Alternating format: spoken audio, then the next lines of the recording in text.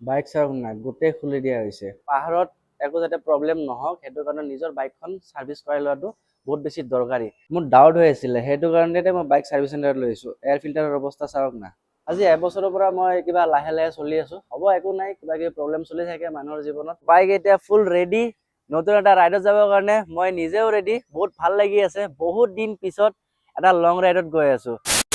Well, hello guys, this is your Nico bhai and welcome to my YouTube channel Nico Vlogs. আহৰ ভালে সকলোৱে। আজি বহুত দিন পিছত আকৌ কেমেৰাৰ সন্মুখত। মই ইমান দিনে একো ভিডিঅ' বনোৱা নাছিলোঁ, কামতো ব্যস্ত হৈ আছিলোঁ আৰু তেনেকুৱা একো প্লেন কৰা নাছিলোঁ যে ফুৰিবৰ কাৰণে যাম। তো এতিয়া ফাইনেলি প্লেন হৈ গ'ল যে আকৌ গৈ আছোঁ বৰফৰ লগত কথা পাতিব, বৰফৰ লগত খেলিব।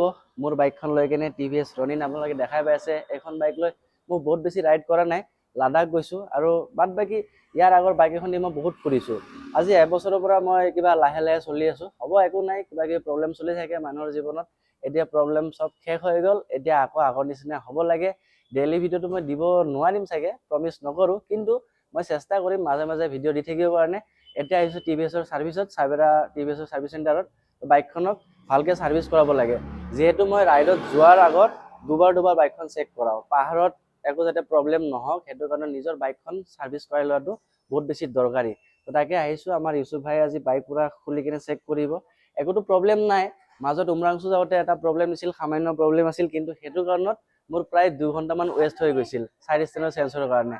চ' আজি বাইকখন গোটেই খুলি মেলি চব চেক কৰা হওক। চাইবেৰা TVSৰ ছাৰ্ভিচ চেণ্টাৰটো বহুত ডাঙৰ হয়। ইয়াতে 2টা ৰেম্প আছে আৰু সিফালে 6-7টা মান ৰেম্প আছে চাগে, একজেক্টলি ক'ব নোৱাৰিম, পাহৰিছোঁ। তাত স্কুটাৰবিলাক ছাৰ্ভিচ হয় আৰু বাইকৰো হয়। ইয়াতে ৰনিন আৰু RTRৰ কাম হয়। তো ইউচুফ ভাই যিহেতু ৰনিন আৰু RTRৰ হেড টেকনিচিয়ান হয়, চ' সেইটো কাৰণত মই ইউচুফ ভাইৰ দ্বাৰাই বাইকৰ কামবিলাক কৰাওঁ।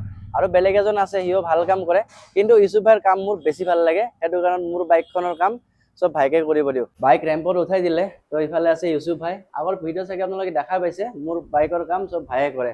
চ' মোক এতিয়া এটা কথা কোৱা, মানে মইতো জানোৱে, মোৰ অডিয়েঞ্চক অকণমান ক'ব লাগে যে লং ৰাইডত আমি যেতিয়া যাওঁ ন, বা এনেই আমি বাইকখনৰ কি কি বস্তুৰ ওপৰত ধ্যান দিব লাগে ছাৰ্ভিচৰ সময়ত?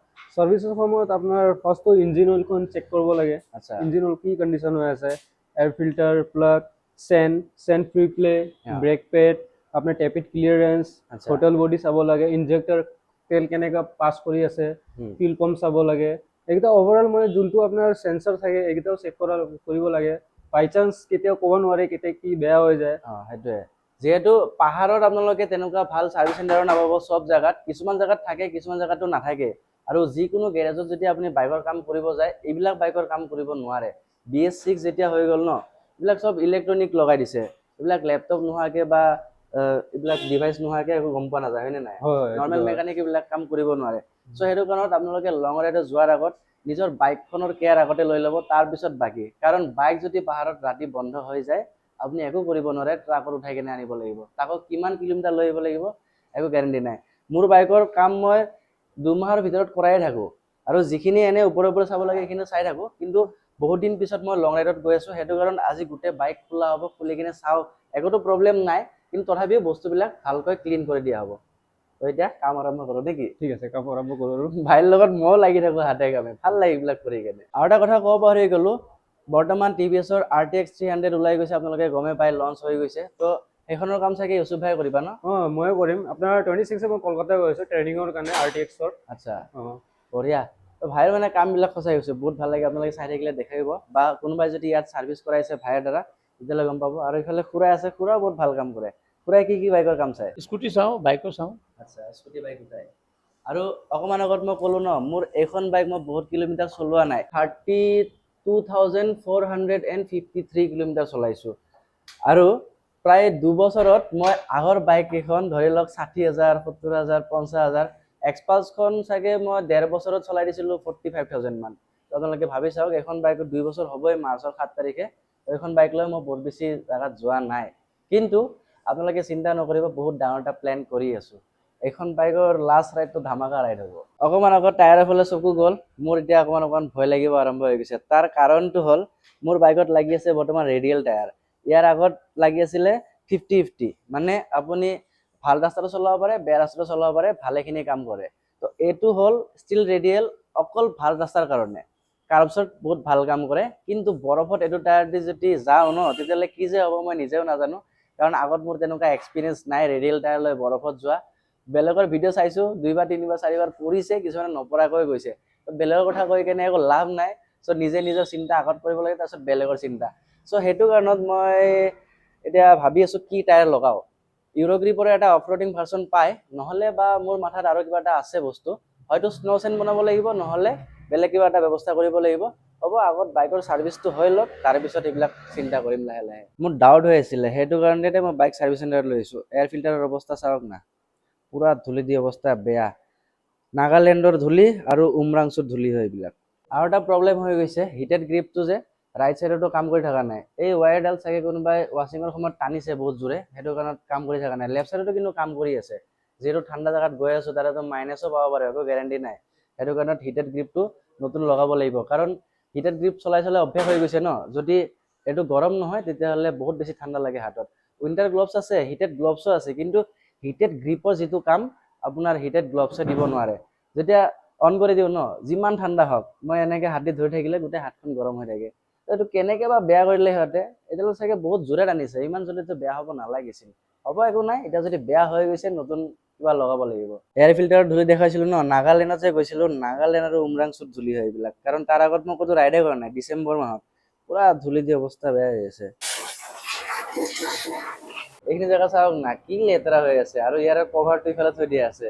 এয়া চাওক, এনেকুৱা লাগিছে কোনোবা মাটি লৈ কেনে এনেকৈ লগাই দিছে নেকি, বোকা মাটিছে, বোকা মাটি দলিয়াই দিছে নেকি।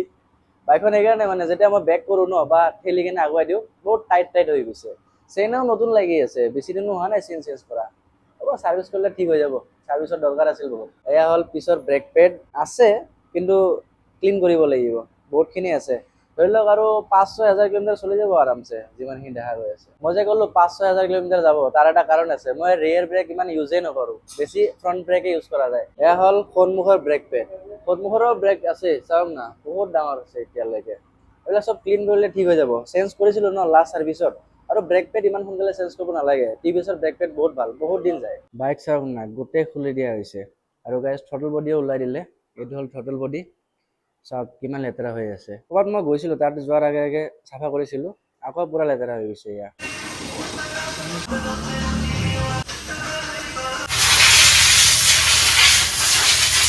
বহুতখিনি কাম হ'ল বাইকৰ। মই ভাত খাব গৈছিলোঁ, সেইটো কাৰণত ৰেকৰ্ডে কৰা নহ'ল। ড্ৰাম ৰাবাৰটো চেঞ্জ হৈ গ'ল, তাৰে পিছত থ্ৰটল বডিটো দেখুৱাইছিলোঁৱে। আৰু এইফালে এইটো কি টেপিড ন, টেপিড, এইটো কিবা এডজাষ্ট কৰিব লাগিব বোলে, সেইটো কাৰণত হেডটো খুলি থৈ দিয়া আছে। আৰু তাকে কি কৰিব এইটো চিন্তা কৰি আছোঁ। পিছৰ ব্ৰেক পেড চেঞ্জ নকৰিম বুলি ভাবিছিলোঁ, কিন্তু চেঞ্জ কৰি দিলোঁ। আৰু ফ্ৰণ্টৰ চেঞ্জ কৰিব নালাগে, ফ্ৰণ্টৰটো আছে, চলি যাব। তাৰপিছত এয়া চাওক, এয়াৰ ফিল্টাৰটো নতুন লগাবই লাগিব। এইটো আহি গৈছে এয়াৰ ফিল্টাৰ। কিমান বা বস্তুৰ দামেই মই নাচাওঁ, 294 নতুন ব্ৰেক পেড পিছৰ।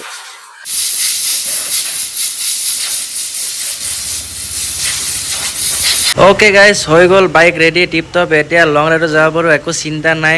ইঞ্জিন অইল চেঞ্জ হৈ গ'ল, অইল ফিল্টাৰ চেঞ্জ হৈ গ'ল, ব্ৰেক পেড চেঞ্জ হৈ গ'ল, তাৰপিছত আৰু কি কিবা কৰিল মই পাহৰি গৈছোঁ। Tappet clearance, bottle body clean, air filter change, plug change, spark প্লাগো নতুন ন। বহুতখিনি বস্তু চেঞ্জ কৰা হ'ল। চেইন ক্লিনো কৰিল, লুবো কৰি দিলে, একদম চেঞ্জ হওক না, পূৰা নতুন হৈ আছে। চ' যি নহওক, থেংক ইউ ইউচুফ ভাই, ইমান ভাল কাম কৰে। মই সঁচাকৈ কৈ আছোঁ, ভিডিঅ'ৰ কাৰণে নহয়, মই পাৰ্চনেলি কৈ আছোঁ, বহুত ভালকৈ কাম কৰে। মই সেইটো কাৰণত ভাই তাতে মোৰ বাইকৰ কামখিনি কৰাই লওঁ। চ' যদি কোনোবাই টিভিএছ অ'নাৰ আছে, তেতিয়াহ'লে চাইবাৰ টিভিএছত আহিলে ইউচুফ ভাইক ক'লে হ'ল, কিবা যদি ডাঙৰ প্ৰব্লেম থাকে ভাইয়ে ছল্ভ কৰি দিব নে কি। এতিয়া বাইক ৱাছ কৰিব লাগিব, এইবিলাক চাওঁ, মন গ'লে ৰেকৰ্ড কৰিম, নহ'লে নকৰোঁ আৰু। বাইক এতিয়া ফুল ৰেডি নতুন এটা ৰাইডত যাবৰ কাৰণে। মই নিজেও ৰেডি, বহুত ভাল লাগি আছে। বহুত দিন পিছত এটা লং ৰাইডত গৈ আছোঁ। আৰু ক'ত যাম আপোনালোকে আইডিয়া কৰিব পাৰিছে নে বা গম নাপাওঁ, কিন্তু য'ত গৈ আছোঁ ভাল জেগাতে গৈ আছোঁ। আগত তাৰে আশে পাশে গৈছোঁ, কিন্তু এই জেগাটো একেবাৰে নতুন হয়। ৰিচেণ্টলি তাত মানুহ যোৱা আৰম্ভ কৰিছে। বহুত ভাল জেগা হয়, আপোনালোকে বহুত ভাল ভাল ভিডিঅ' পাব এইটো চিৰিজত।